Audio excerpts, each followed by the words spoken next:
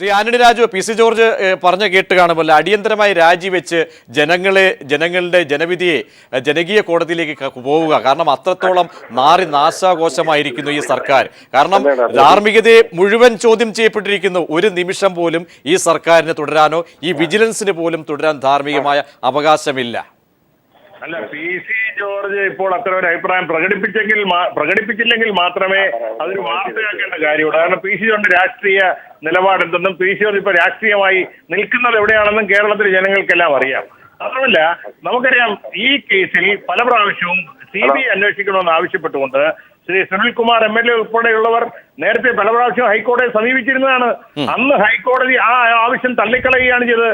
ഞങ്ങളെ സംബന്ധിച്ചിടത്തോളം ആന്റണി രാജു, ഇന്നിപ്പോൾ കോടതി ചോദിച്ചിരിക്കുന്ന ഈ ചോദ്യത്തിലേക്ക് താങ്കൾ ദയവായി വന്നാൽ, കാരണം സർക്കാരിനോട് ചോദിച്ചിരിക്കുകയാണ്. സർക്കാർ പറയുന്ന, മുഖ്യമന്ത്രി പറയുന്നു, KM മാണി അല്ലെങ്കിൽ തന്റെ വകുപ്പിന് കീഴിലൊരു മന്ത്രി കുറ്റക്കാരനല്ല എന്ന മുൻവിധിയോടെ ക്ലീൻ ചിറ്റ് നൽകുന്ന ഒരു മുഖ്യമന്ത്രിയുടെ കീഴിൽ അന്വേഷണം എങ്ങനെ നീതിപൂർവമാകും? സ്വാഭാവികമായും ഉയർത്തുന്ന ജനങ്ങൾ ചോദിച്ച ചോദ്യമല്ലേ, ആ ഒരു സംശയമല്ലേ കോടതി പ്രകടിപ്പിച്ചിരിക്കുന്നത്?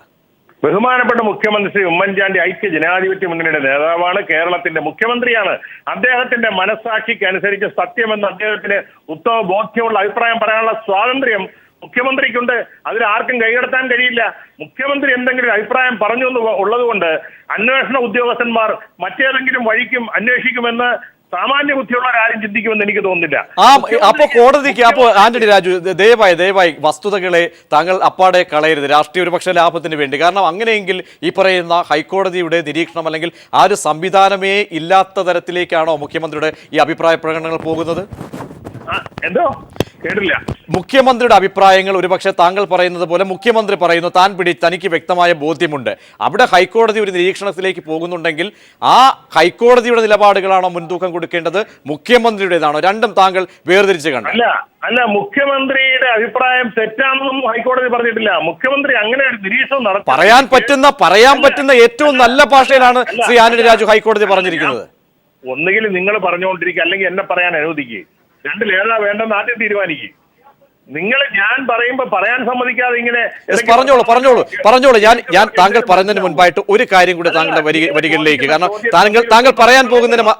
താങ്കൾ പറയാൻ പോകുന്നതിന് ഒരു വ്യക്തതയ്ക്ക് വേണ്ടി, അതായത് കോടതി പറയട്ടെ ശ്രീ ആന്റണി രാജു, ദയവായി നിങ്ങൾ ഒന്നുകിൽ ഒറ്റ ചോദിക്കുകയാണ്. അതായത് കോടതി ഹൈക്കോടതി